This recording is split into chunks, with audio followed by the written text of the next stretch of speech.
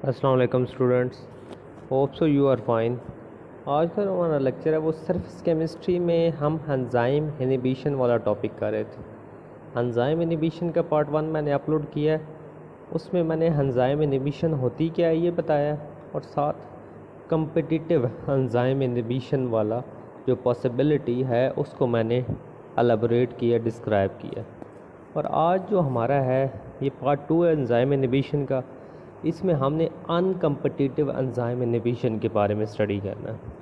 अनकम्पिटिटिव enzyme inhibition होती क्या है ये मैं बताता हूँ आपको। ये ऐसी टाइप ऑफ इनहिबिशन है जिसमें एंजाइम डायरेक्टली इनहिबिटर के साथ रिएक्ट नहीं बनाता कॉम्प्लेक्स, यानी डायरेक्टली एंजाइम नहीं बनाता इनहिबिटर के साथ कॉम्प्लेक्स।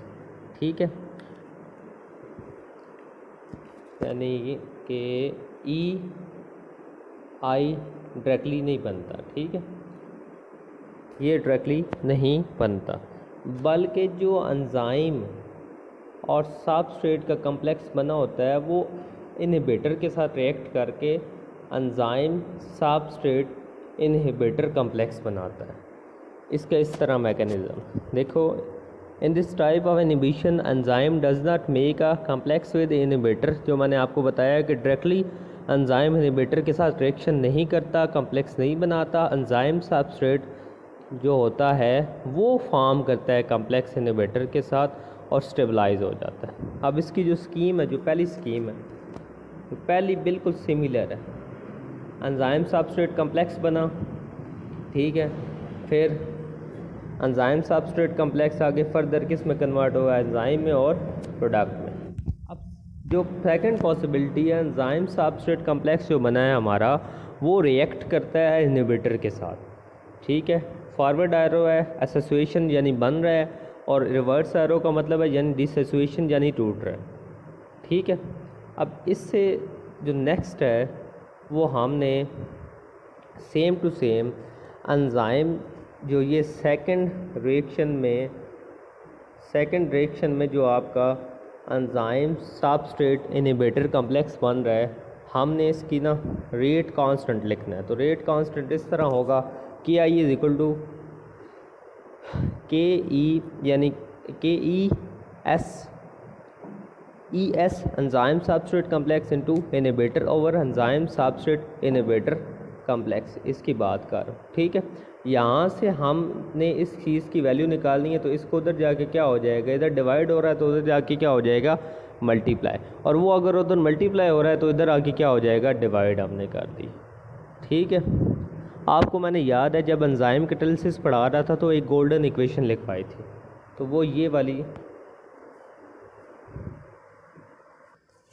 एक मैंने आपको गोल्डन इक्वेशन लिखवाई थी एंजाइम वाली। एंजाइम कैटालिसिस जब पढ़ा रहा था तो ये मैंने ये वाली इक्वेशन आपको लिखवाई थी कि जो आपका ई है यानी रेट ऑफ रिएक्शन वो किसके डायरेक्टली प्रोपोर्शनल है, एंजाइम सबस्ट्रेट कॉम्प्लेक्स की। ठीक है, इसके बाद हमने सेम टू सेम वही मैकेनिज़्म है कि एंजाइम सबस्ट्रेट कॉम्प्लेक्स कौन से स्टेप्स में बन रहा है। ठीक है, फर्स्ट स्टेप में बन रहा है,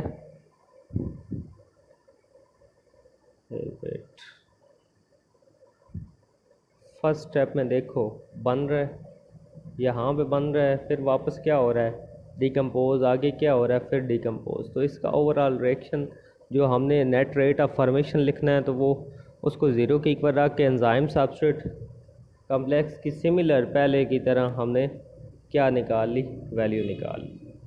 ठीक है,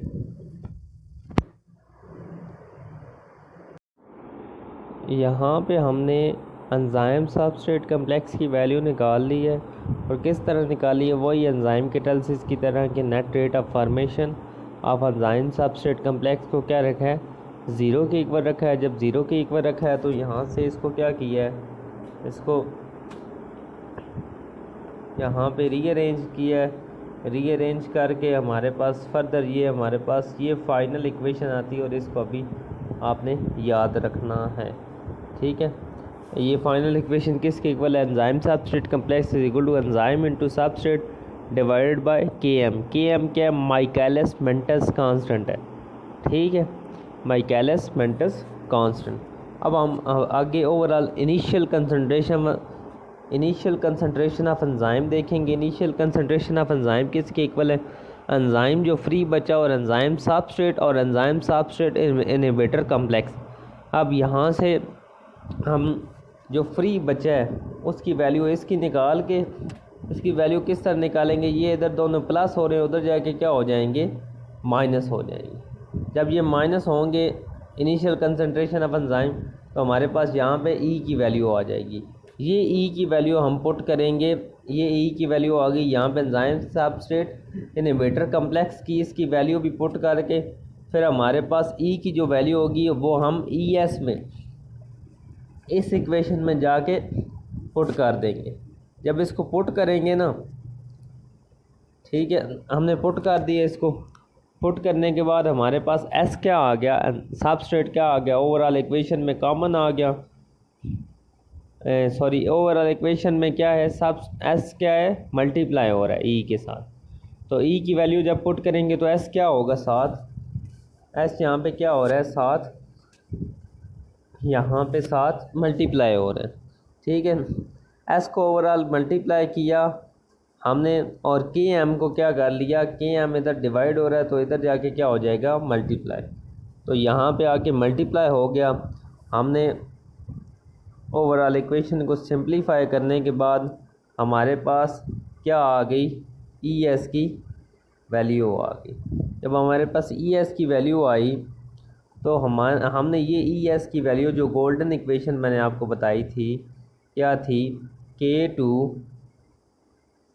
into E ACE enzyme substrate complex. ये वाला रेट ऑफ रिएक्शन वाली इक्वेशन में हमने ई एस की वैल्यू पुट कर दी है, और जब इसी इक्वेशन को हमने क्या किया है? इन्वर्ट कर दिया। क्या किया? इन्वर्ट। जब हमने इस इक्वेशन को इन्वर्ट किया तो हमारे पास एक इक्वेशन निकली है जिससे हम इक्वेशन ऑफ स्ट्रेट लाइन कहते हैं। y is equal to M X plus C, ठीक है। जब y is equal to M X plus C हमारे पास इक्वेशन आ गई। अगर हम इस चीज़ का हमारे पास y इंटरसेप्ट भी, अगर हम इसका ग्राफ ड्रॉ करें तो इस तरह होगा। यहाँ पे y एक्सिस पे क्या होगा?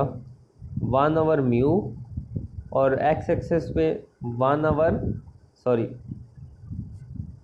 यहाँ पे हम ड्रॉ करते हैं 1/μ होगा y एक्सिस पे यहाँ पे, ठीक है, और 1/s क्या होगा? यहाँ पे x एक्सिस पे होगा, और इधर ऊपर से ग्राफ जाएगा क्योंकि हमारे पास c की वैल्यू है। यहाँ पे स्लोप आ जाएगी, ठीक है, m क्या होती है? स्लोप होती है, और यहाँ पे c की वैल्यू आती है, ठीक है। इस तरह हम इसको ग्राफिकली भी रिप्रेजेंट करेंगे इस इक्वेशन ऑफ स्ट्रेट लाइन को। और यहाँ पे ही अनकम्पिटिटिव जो एंजाइम इनहिबिशन है वो कंप्लीट होता है। अगर नॉन कम्पिटिटिव है वो तीसरे पार्ट में इंशाल्लाह इसको कंप्लीट करेंगे। Thank you.